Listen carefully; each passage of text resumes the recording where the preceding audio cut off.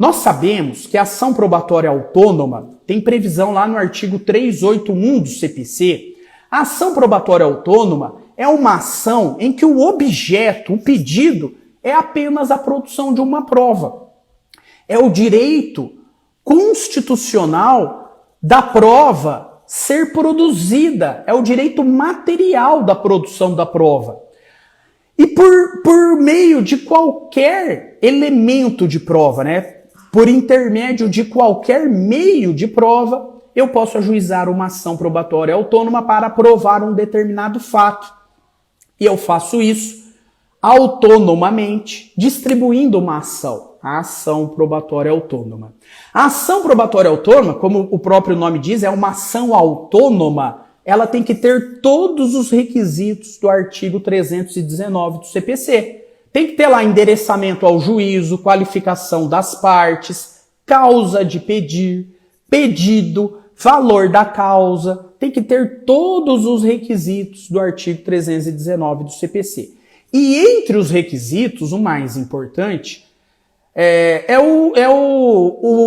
a causa de pedir. A causa de pedir tem elementos específicos que muitas vezes não são apresentados na inicial. E aí o que vai acontecer? O juiz vai determinar a emenda da petição inicial. Então anotem aí. Quais são os requisitos específicos para o ajuizamento da ação probatória autônoma? Primeiro ponto. Qual é o fundamento jurídico que justifica o ajuizamento da ação probatória autônoma? E aí o caminho é você analisar os incisos do artigo 381. O que justifica ajuizar uma ação probatória, uma ação cujo objeto é produzir a prova? Primeira justificativa, se for o do seu caso concreto, há um perigo da perda da prova. Eu não posso produzir essa prova lá na ação principal quando chegar o momento da instrução. Eu tenho que antecipar a prova, porque aqui há um perigo da demora. Perigo da demora, perigo do perecimento da prova. Esse fundamento jurídico é o fundamento que está no inciso 1 do artigo 381. Aqui há perigo da demora. Aqui nós estamos numa ação probatória autônoma com o requisito da urgência.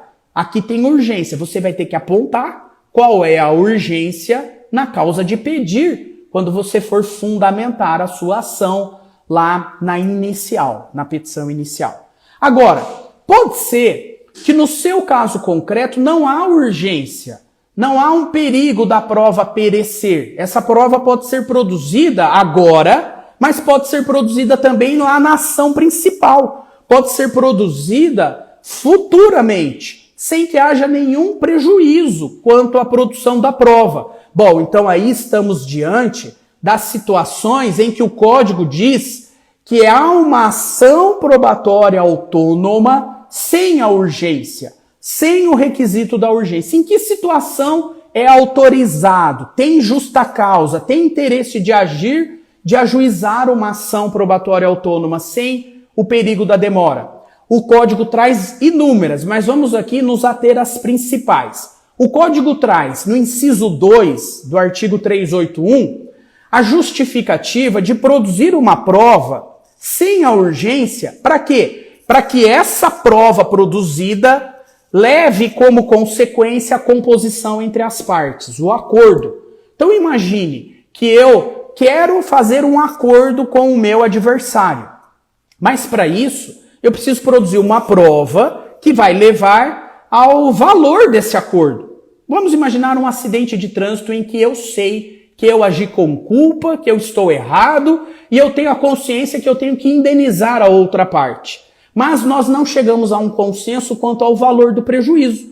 Eu posso ajuizar uma ação probatória autônoma para produzir uma prova pericial, para a perícia constatar o prejuízo do outro interessado, e com a prova produzida eu faço o acordo, eu faço a proposta de acordo. É o que está lá no artigo 381, inciso 2. E nós temos a terceira justificativa, a terceira justa causa, que é, e aqui é muito importante, olha só, Olha o que o código diz. O código diz assim: você, autor, você tem interesse de agir, de ajuizar uma ação probatória autônoma e produzir uma prova sem urgência, quando essa prova produzida vai orientar se a ação principal deverá ou não ser ajuizada.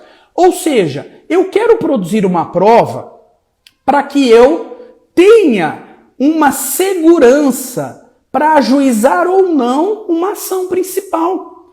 O código diz que há interesse jurídico nisso. E aqui eu tenho que fazer um parênteses. Muitos dos meus alunos me relatam que eles ajuizaram uma ação probatória autônoma para produzir uma prova fundamentado no inciso 3 do artigo 381. Ou seja, ele justifica para o juiz: olha, eu quero produzir essa prova porque depois da prova produzida eu vou analisar se justifica ou se eu evito ajuizar a ação principal. E a ação principal vai ser essa. Indica qual é a ação principal. E o juiz, quando ele analisa essa petição inicial, o juiz determina que o autor emende a petição inicial para justificar o interesse de agir, porque o juiz entende que essa prova pode ser produzida na ação principal. E se essa prova pode ser produzida na ação principal, o autor não tem interesse de agir ao ajuizar a ação probatória autônoma. E aí ele determina a emenda, né, para que o autor esclareça isso, e depois que o autor esclarece, o juiz vai e indefere a petição inicial por falta de interesse de agir. Olha, com todo respeito, né, a gente sempre analisa todas as situações com muito respeito, mas fundamentar o indeferimento de uma ação probatória autônoma sobre a justificativa de que aquele meio de prova pode ser produzida na ação principal, portanto o autor não tem interesse de agir, de ajuizar a probatória autônoma, isso não se justifica. Não se justifica porque o artigo 381, inciso 3, autoriza. O interesse de agir é justamente produzir a prova para que depois de produzida, analise se vale a pena ou não ajuizar a principal. Eu sei que eu posso produzir a ação principal e que lá na ação principal eu posso produzir a prova. Eu sei, mas é justamente isso que eu quero saber, se vale a pena ou não ajuizar a principal. Por isso que eu quero antecipar a produção da prova. E o 381, inciso 3, me dá literalmente o interesse de agir para isso, a justa causa. Então, nesse caso, com todo respeito, uma decisão, né, uma sentença que extingue a ação probatória autônoma sobre a alegação de falta de interesse de agir, porque a prova pode ser produzida numa futura ação principal, não se justifica. Não se justifica.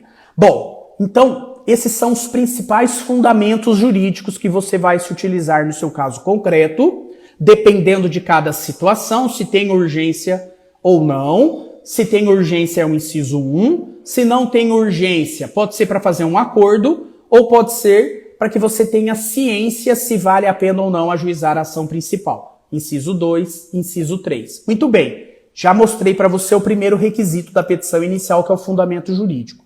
O segundo requisito, você tem que consignar na sua causa de pedir qual é o fato que você quer provar. Você tem que mencionar qual é o objeto da prova, qual é o fato que você deseja provar.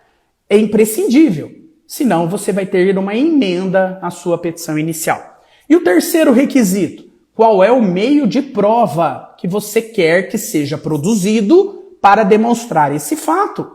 Quem aponta a prova é o autor. É o autor que especifica qual prova ele quer produzir. Você não pode fazer um pedido genérico, produzir provas para demonstrar o fato X. Não. Você tem que apontar qual é o meio de prova. É um depoimento pessoal? É uma confissão?